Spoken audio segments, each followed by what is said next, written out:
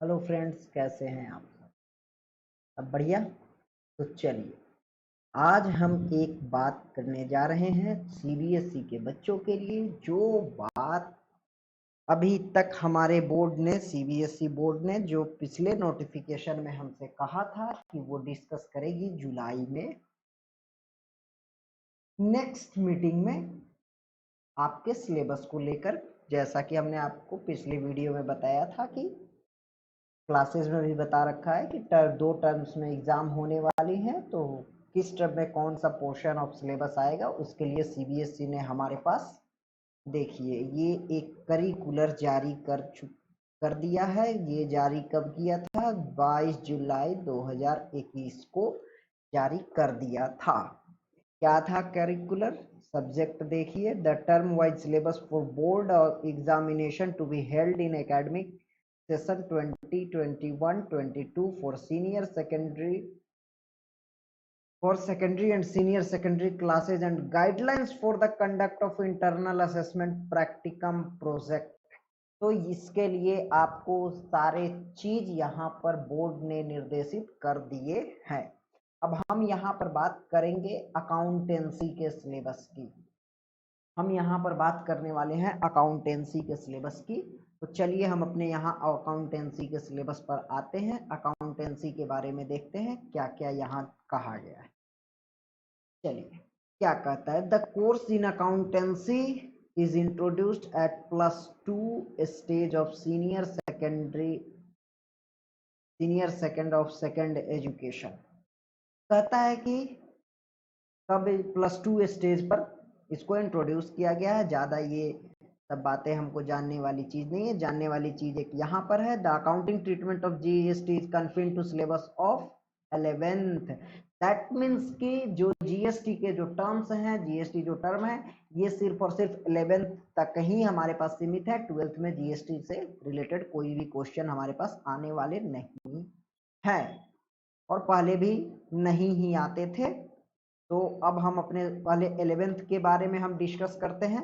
11th के syllabus में क्या है, फिर हम 12th के सिलेबस पर आएंगे। तो चलिए देखते हैं क्या है 11th।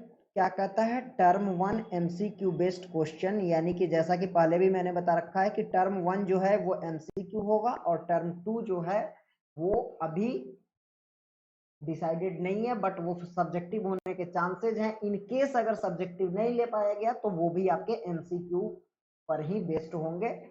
ठीक है, अब देखिए टर्म 1 कितने 40 मार्क्स के, तो कौन कौन सा है 11th में? पार्ट ए से है आपको unit 1 theoretical frameworks introduction to accounting, theory base of accounting, और ये टोटल आएगा आपको 12 मार्क्स के, इससे एमसीक्यू जाएंगे। यूनिट 2 आपको क्या है?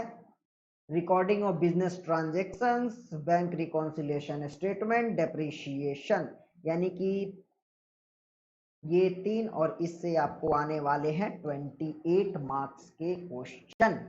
टोटल 40 मार्क्स का आपका ये हो गया, और प्रोजेक्ट वर्क आपका 10 मार्क्स का। अब देखते हैं कि सिलेबस में है क्या क्या।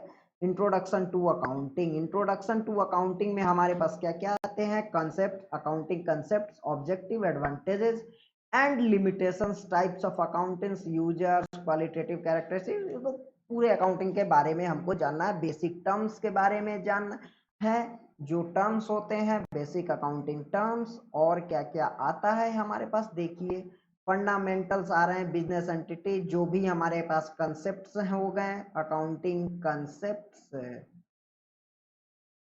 कन्वेंशंस, ये सारे चीज यहाँ पर आ गए। Basis of accounting, cash basis, accrual basis, accounting standard, GST के बारे में, जैसा कि मैंने आपको पहले ही बता रखा है कि जीएसटी 11 तक ही सीमित है। तो चलिए हम अब आगे आते हैं। आगे हमारे पास क्या क्या आता है सो हम देखते हैं। अब यूनिट 2 अकाउंटिंग प्रोसेस, तो अकाउंटिंग प्रोसेस में क्या क्या है? Vouchers and transaction, source document, voucher, preparation of voucher, accounting equation approach, accounting equation approach, meaning and analysis, rules of debit and credit, books of original entry, that is journal हमारे पास यहाँ आ रहा है। क्या आ रहा है? जर्नल आ रहा है। फिर स्पेशल पर्पस बुक्स आ रहे हैं, कैश बुक आ रहा है, परचेज बुक आ रहा है, सेल्स बुक आ रहा है, purchase return book, sales return book. ये भी हमको कहाँ पढ़ने हैं, ये भी हमको पढ़ना है हमारे टर्म 1 में ही। अच्छा, including trade discount, freight and cartridge expenses for simple GST calculation. तो जीएसटी जैसा कि हमने बताया, तो सिंपल जीएसटी कैलकुलेशन हमारे पास आएगा। और क्या आ रहा है, लेजर भी हमको यहीं पर पढ़ना है। दैट मीन्स कि जर्नल और लेजर के चैप्टर्स हमारे टर्म 1 में ही आएंगे। टर्म 1 में कौन कौन सी चीज, जर्नल, लेजर और क्या क्या आ रहा है हमारे पास, बैंक रिकॉन्सिलेशन स्टेटमेंट। मैं ये अभी आपको बता रहा हूं जो हमारे प्रैक्टिकल चैप्टर्स हैं। और क्या क्या आ रहा है, डेप्रिसिएशन, और क्या क्या, और एक हमारा अकाउंटिंग इक्वेशन।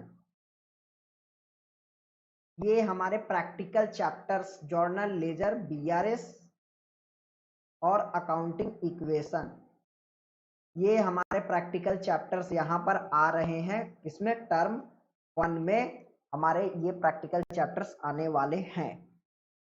चलिए हम अब आगे इसमें देखते हैं कि और क्या क्या आएंगे। चलिए, क्या एक्सक्लूडिंग किया गया है, excluding change of method. Basically change of method आपके पास पहले भी नहीं आता था, तो हम इसको चेंज ऑफ मेथड को ना लेकर के ही चले, यानी कि टोटल का टोटल डेप्रिसिएशन हमारे सिलेबस में से कुछ हटाया नहीं गया, सिलेबस को रिड्यूस नहीं किया गया है, बस सिलेबस को यहाँ बांट दिया गया है बेसिकली। अब देखते हैं टर्म 2 की बात करते हैं। टर्म 2 भी जैसा कि हमने बताया, ये सब्जेक्टिव भी हो सकता है, ऑब्जेक्टिव भी। पहले इसको सब्जेक्टिव लेने का कोशिश किया जाएगा, if not possible then objective. तो यहाँ पर हमारा क्या है, अकाउंटिंग प्रोसेस, उसमें बिल्स ऑफ एक्सचेंज आ गया, balance and rectification of errors आ गया, और इसी trial balance and rectification of errors आ गए, financial statement of sole proprietorship and incomplete records and unit for computerised accounting. एक बात मैं आपको बता दूं कि 11th लेवल पर कंप्यूटराइज्ड अकाउंटिंग हमारे सिलेबस का ही पार्ट है, वो हमारे लिए ऑप्शनल पार्ट नहीं है। 11th लेवल पर कंप्यूटराइज्ड अकाउंटिंग जो है वो मेन पार्ट में ही आता है, वो मेन पार्ट में ही आता है। हाँ, 12th लेवल पे हमारे पास कंप्यूटराइज्ड अकाउंटिंग जो है सो ऑप्शनल होता है। 12th लेवल पर हमारे पास कंप्यूटराइज अकाउंटिंग ऑप्शनल होता है, 11th में हमारे मेन में होता है। तो बेसिकली यहां पर हमारे पास, तो बेसिकली ये 3 चैप्टर्स जो हैं सो ये क्या हो गए, प्रैक्टिकल चैप्टर्स हो गए, और ये कंप्यूटर्स इन अकाउंटिंग थ्योरी का चैप्टर हो गया, थियरी का हमारे पास चैप्टर है। तो अगर हम यहां पर देखें तो जो मोस्ट ऑफ द सिलेबस है वो हमारा टर्म 1 में ही 11th का कवर अप हो जा रहा है। 11th के मोस्ट ऑफ द सिलेबस हमारे टर्म 1 में ही कवर अप हो जा रहे हैं, और बाद बाकी सिलेबस जो छोटे छोटे चैप्टर्स हैं वो हमारा यहाँ पर कवर अप होने वाला है जो टर्म 2 में है। तो बेसिकली टर्म 1 में आपको ज्यादा मेहनत करना है और टर्म 2 में आपको कम मेहनत करना है। तो ये देखेंगे यहाँ पर इन दोनों चैप्टर को मिलाकर के 12 मार्क्स के हैं, और ये दोनों चैप्टर्स मिलाकर के financial statement of sole proprietorship and in complete record से आपको 20 मार्क्स। तो बेसिकली आपके पास जो मार्क्स स्कोर करने का बहुत ही अच्छा मौका है, क्योंकि बहुत सारे इजी चैप्टर्स एक साथ आपको दिए गए हैं। ऊपर वाले में आपके पास एमसीक्यू के, तो वो एमसीक्यू बेस्ड है। तो इसलिए मैं कहूंगा कि आप जहां भी पढ़ें, जिससे भी पढ़ें, 11th जहां भी पढ़ रहे हैं, तो सबसे पहले आप अपने बेसिक्स पर ध्यान दें, क्योंकि टर्म 1 में पूरे के पूरे हमारे बेसिक्स आ रहे हैं, जो कि ट्रायल बैलेंस हमारा वहां से कट जा रहा है। फिर जितने भी बेसिक्स आ रहे हैं सारे के सारे हमारे टर्म 1 में ही आ जा रहे हैं। बाद बाकी हमारा जो नेक्स्ट थिंग है वो हमारा टर्म 2 में आ रहा है, तो इस पर जरूर ध्यान देंगे। चलिए, ये हमारा हो गया 11th की हमने बात कर ली। अब हम 12th की बात करते हैं। बेसिकली 11th में मैं आपको बता दूं कि सिलेबस में रिडक्शन नहीं है, किसी टॉपिक को काटा नहीं गया है, पूरा का पूरा बस आपको बांट दिया गया है। चलिए अब मैं आता हूं यहाँ पर 12th के सिलेबस पर। तो 12th वालों, आपका एग्जाम नवंबर दिसंबर में होने वाला है। तो नवंबर दिसंबर में 90 मिनट्स का जो एमसीक्यू का जो पेपर आने वाला है वो किस किस चैप्टर से आने वाला है। तो आप सबसे पहले आपके जो पार्टनरशिप के फंडामेंटल्स, चेंज इन पीएसआर और एडमिशन ऑफ पार्टनर, यहाँ पर अब आपका एक बात पूछेंगे कि सर इसमें तो एक वैल्यूएशन ऑफ जीएसटी का भी, सॉरी वैल्यूएशन ऑफ गुडविल का भी हमारे चैप्टर में दिया। तो बेटे वो वैल्यूएशन ऑफ गुडविल आपका यही फंडामेंटल्स में ही कवर अप हो जाता है। डेट मीन्स कि वो चैप्टर भी आपको करके चलना है। यानी कि बेसिकली आपके बुक के 4 चैप्टर हो गए, fundamentals, valuation of goodwill, change in PSR और एडमिशन ऑफ पार्टनर। इन सब से मिला करके आपको पार्टनरशिप से बेसिकली 18 मार्क्स के क्वेश्चन आने वाले हैं। अब मैं चलता हूं दूसरा पोर्शन, इसमें क्या आने वाला है, कंपनी अकाउंट। यानी कि पार्ट ए का जो कंपनी अकाउंट्स है वो भी आपको पढ़ के, यानी कि सिर्फ और सिर्फ बुक 1 आपको पढ़ने से काम नहीं चलेगा। बुक 1 के आपको बस 3 ही चैप्टर आ रहे हैं, दैट इज पार्टनरशिप के चैप्टर्स आ रहे हैं। अच्छा, और बुक 2 जो आपका है अकाउंटिंग फॉर शेयर्स, आप इसका वेटेज देखेंगे 12 मार्क्स। ये आपका 1 चैप्टर वेटेज आपका 12 मार्क्स, बहुत ही ज्यादा आपके लिए क्रूशियल चैप्टर होने वाला है। और एक बात जानिए, बहुत ही इजी चैप्टर, और आपको यहाँ पर स्कोरिंग चैप्टर भी होने वाला है। ये बात आप ध्यान में रखेंगे, ये आपका स्कोरिंग चैप्टर होने वाला है कंपनी अकाउंट्स। स्कोरिंग चैप्टर तो खैर आपका ये भी है, इजी इजी क्वेश्चंस आएंगे, आपको क्वेश्चंस के लिए ज्यादा करना नहीं है, सारे के सारे इजी चैप्टर आ रहे हैं। Fundamentals, change in PSR, admission of partner, सारे के सारे चैप्टर इजी हैं बिल्कुल। और पार्ट बी में आपको क्या आने वाला है, एनालिसिस ऑफ फिनेंशियल स्टेटमेंट।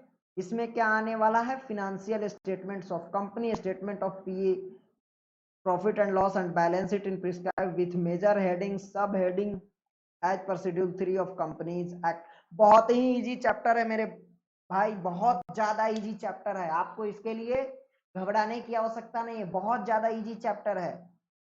और साथ में tools of analysis, ratio analysis, accounting ratios. एक आपको मैं जो अच्छी बात बताने जा रहा हूं, आपके लिए जो अच्छा काम किया है, एक तो ये अकाउंटिंग रेशियो को यहीं डाल दिया है, और वेटेज देख लो कितना कम है। यानी कि ये दो मिला करके, 2-3 मिला करके 10 मार्क्स के आ रहे हैं, यानी कि यहीं पर बच्चे बहुत ज्यादा फंसते थे। तो इसका वेटेज कम दे रहा है, यानी कि अकाउंटिंग रेशियो एक बहुत बड़ा चैप्टर बच्चों के लिए हो जाता था।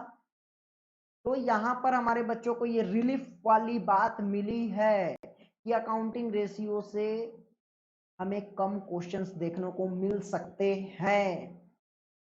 ओके, चलिए हम आगे बढ़ते हैं। दूसरा आपका कंप्यूटराइज्ड अकाउंटिंग, मैंने पहले ही बताया था कि कंप्यूटराइज्ड अकाउंटिंग क्या है हमारे लिए, यहाँ पर ऑप्शनल पार्ट होता है, हमारे लिए ऑप्शनल पार्ट होता है कंप्यूटराइज्ड अकाउंटिंग। दैट मीन्स कि ये पार्ट हमारा क्या है, वो ये पार्ट हमारा जो है सो मैंडेटरी है। अब पार्ट बी में या तो हम ये पढ़ें या ये पढ़ें, पार्ट बी में ये दोनों में से कोई एक, एनी वन। और ये हमारा क्या है, कंपलसरी है, ये हमारा कंपलसरी है। यानी कि ये 30 मार्क्स जो है सो कंपलसरी है, और ये दोनों 10-10 के। ओके, तो ये था हमारा जो एमसीक्यू बेस्ड जो क्वेश्चन पेपर आएगा, उस पर जो हमारा एनालिसिस था कि आपके जो मेन चैप्टर्स हैं, fundamentals, change in PSR, admission, accounting for share, financial statement of companies and accounting ratios, इतने चैप्टर्स हमारे मेन है फर्स्ट टर्म के लिए। तो आप जहां कहीं भी पढ़ रहे हो, प्लीज एंश्योर कि आपने ये चैप्टर्स कर रखे हैं, या फिर अब आप ये चैप्टर्स करने वाले हैं। आपको ये चैप्टर्स अप टू सितंबर तक खत्म कर लेने, सितंबर से पहले खत्म कर लेने होंगे। बेटे ये चैप्टर आपको अगस्त लास्ट तक सारे के सारे खत्म कर लेने होंगे, ठीक है, ताकि आप कुछ आगे भी पढ़ सके, अगले टर्म्स में भी के लिए भी आप तैयारी कर सके। और क्योंकि अगले टर्म में आपको ज्यादा गैप नहीं मिल रहा, नवंबर में हो या दिसंबर में हो, अगर दिसंबर में होता है तो फिर आपके पास ज्यादा गैप नहीं है, 2 महीने का गैप है, फिर आपका मार्च में एग्जाम हो जाएगा, तो 2 महीने में जो टर्म 2 का जो हमारा सिलेबस है वो कंप्लीट नहीं हो पाएगा। इसलिए कहीं भी पढ़ रहे हो आप ये इंश्योर करेंगे कि मिनिमम आप मेरा अप टू 80% ऑफ सिलेबस हमारा सितंबर या अक्टूबर के मिड तक खत्म हो जाए, whole 80% syllabus, not for term 1, both term 1 and term 2, 80% of the syllabus हमारा खत्म हो जाना चाहिए मेरे बच्चे। उसके बाद फिर हम टर्म 1 की रिविजन्स करेंगे, फिर हम टर्म 2 की रिविजन्स करेंगे एग्जाम्स के बाद, और जो 20% बचा हुआ सिलेबस है उसको कवर अप करेंगे, ठीक है।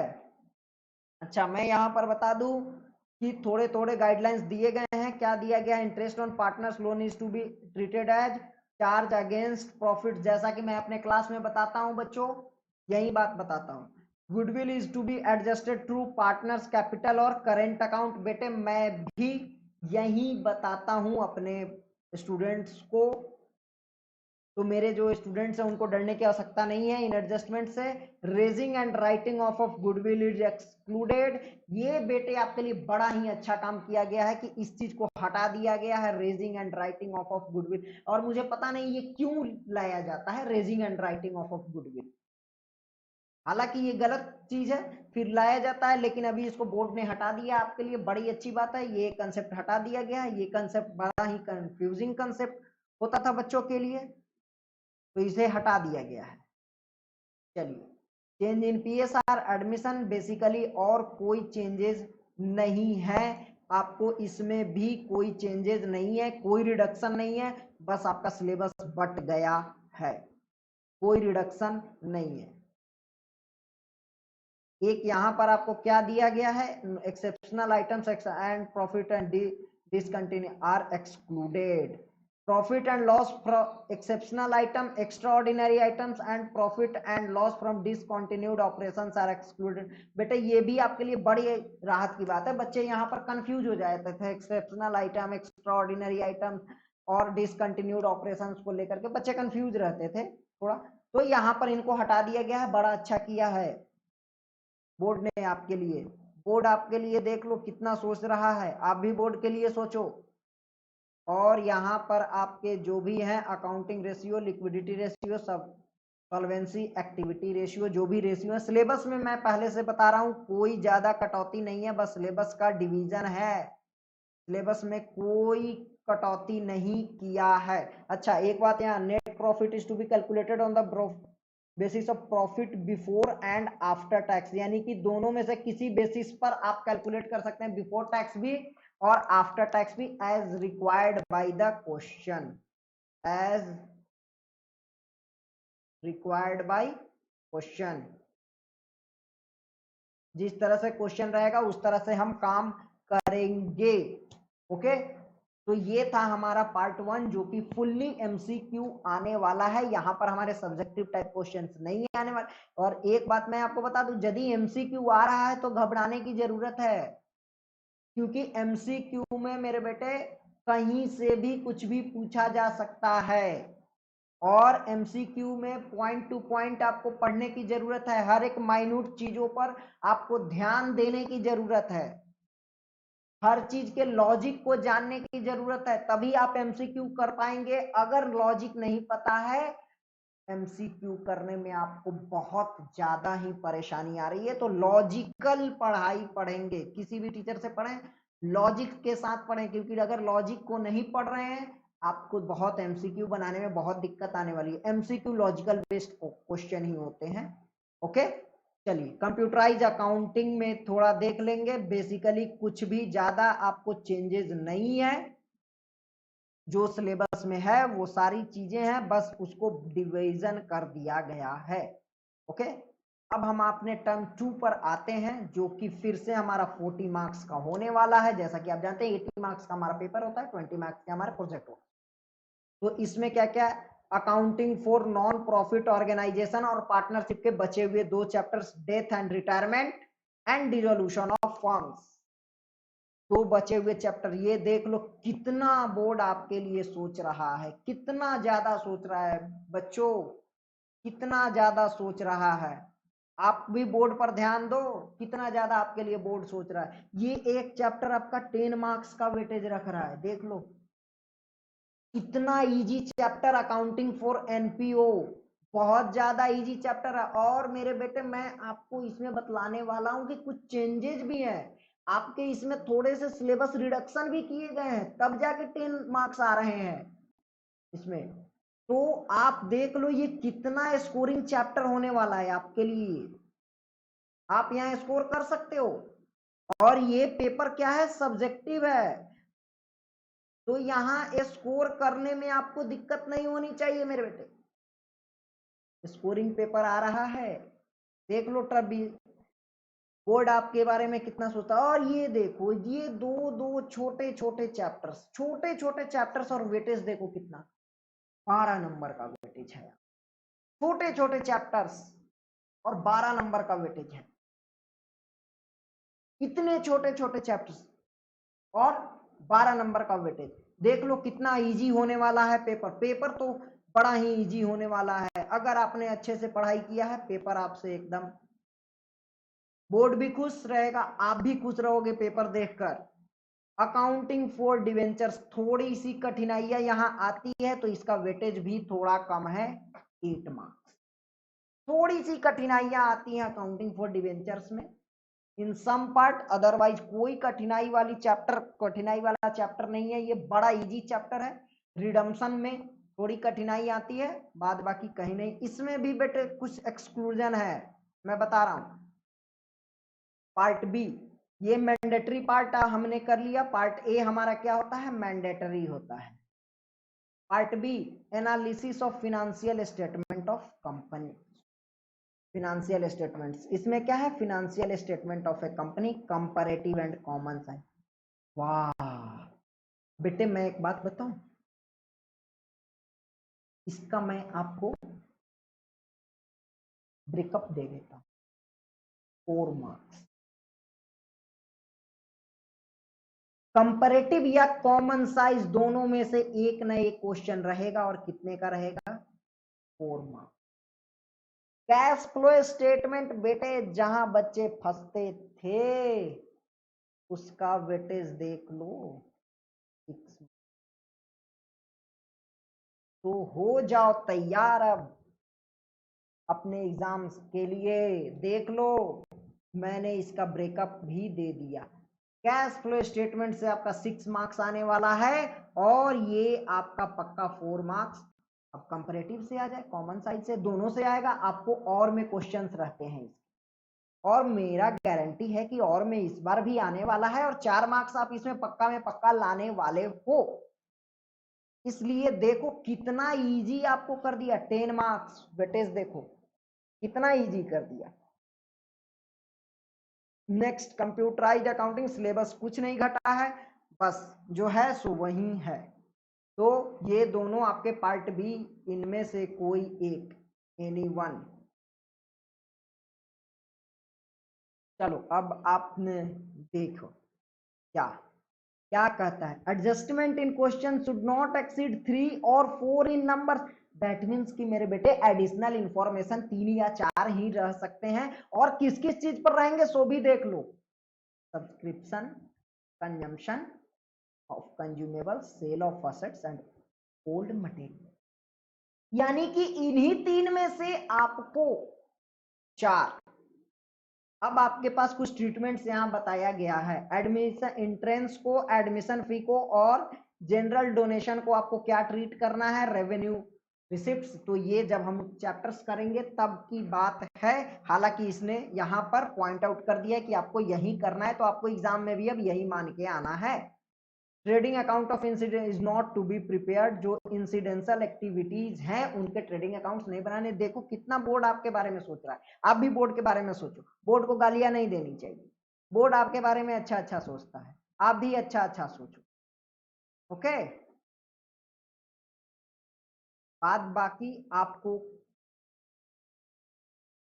थोड़ी सी, if realise of an asset is not given it is to be that has not realised any amount, जो कि हम पढ़ते हैं।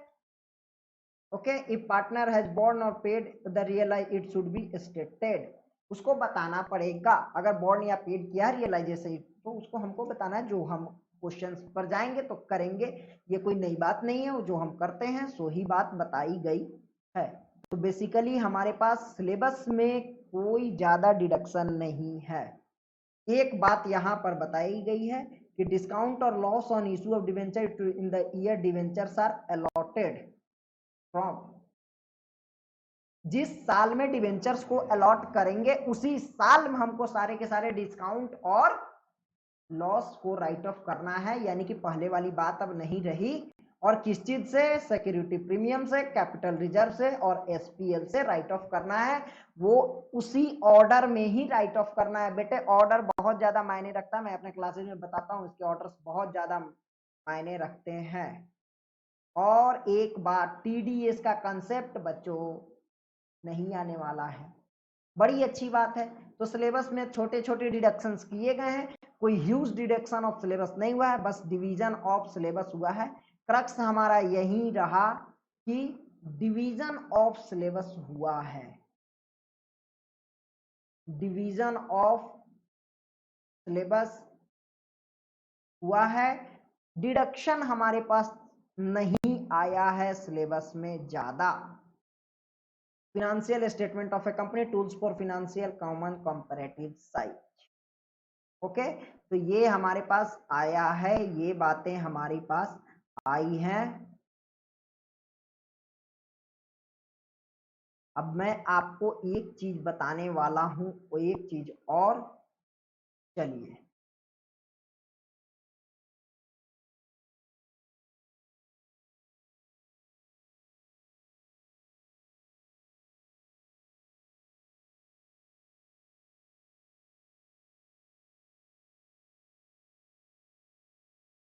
तो एक चीज मैं आपको यहां बताने वाला हूं कि क्या यहां पर आपका एक डिडक्शन है आपके में, जो कि पिछले बार वाला ही सिलेबस है। क्या है वो डिडक्शन? वो डिडक्शन मैं आपको बताता हूं सिलेबस में क्या डिडक्शन है। तो वो डिडक्शन ये है कि बेटे आपको एडजस्टमेंट ऑफ पार्टनर्स कैपिटल नहीं पढ़ना है, जैसा कि पिछले बार भी हमारे पास था। पिछले बार जो 30% सिलेबस रिड्यूस किया गया था वही है हमारे पास। एडजस्टमेंट ऑफ पार्टनर्स कैपिटल हमको नहीं पढ़ना है। ओके, क्योंकि हमारे पास नहीं दिया है, हमें क्या क्या पढ़ना है? Effects of admission of A partner, change in PSR, treatment of goodwill, treatment of revalue and reassessment of liabilities, treatment of reserves and accumulated profits. Adjustment of partners capital हमें नहीं पढ़ना है बेटे। बड़ा ही अच्छा चीज दे दिया आपको। देखो बोर्ड आपके बारे में कितना सोच रहा है, आप भी थोड़ा बोर्ड के बारे में सोचो, बोर्ड को अच्छी अच्छी बातें बोलो, बोर्ड से थोड़ा रिक्वेस्ट करो, बोर्ड को अच्छी अच्छी बातें, बोर्ड को गालियां नहीं देनी चाहिए।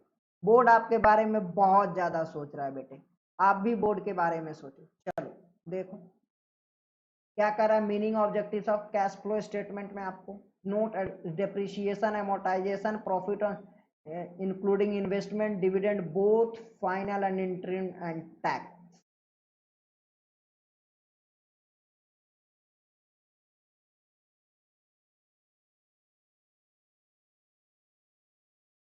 Bank overdraft is to be treated as short terms borrowing, इसको क्या लेना है हमारे पास? Short terms borrowing. Bank overdraft को और कैश क्रेडिट को क्या लेना है? शॉर्ट टर्म बोरोइंग्स लेना है। Current investment to be taken as marketable unless otherwise specified. और हमारे पास यहाँ क्या है? Previous years propose dividend to be given effect. Previous year के प्रपोज डिविडेंड को इफेक्ट दिया जाता है as prescribed in AS4. Events occurring after balance sheet date, current share will be accounted in next year after it is declared by shareholders. तो ये हमारे पास class की बातें हैं, क्लास में इनके ट्रीटमेंट्स मैं आपको बताऊंगा। तो जल्दी से इनके ट्रीटमेंट्स जानने के लिए आप हमारे चैनल को लाइक करें, सब्सक्राइब करें, ताकि जब भी मैं ये क्लास लूं आपके पास नोटिफिकेशन सबसे पहले जाए और आप इन चीजों को जान सके।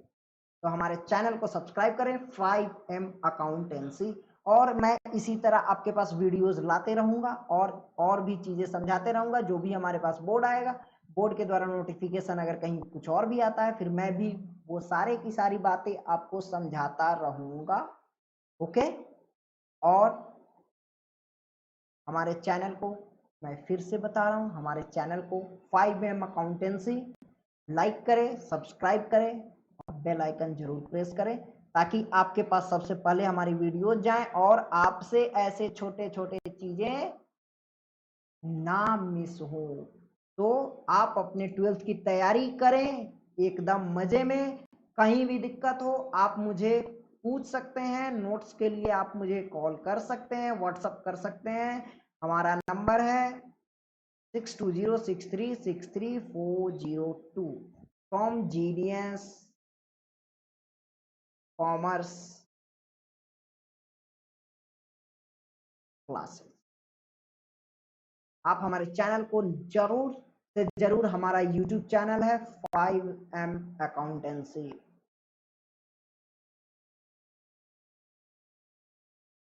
चैनल को जरूर से जरूर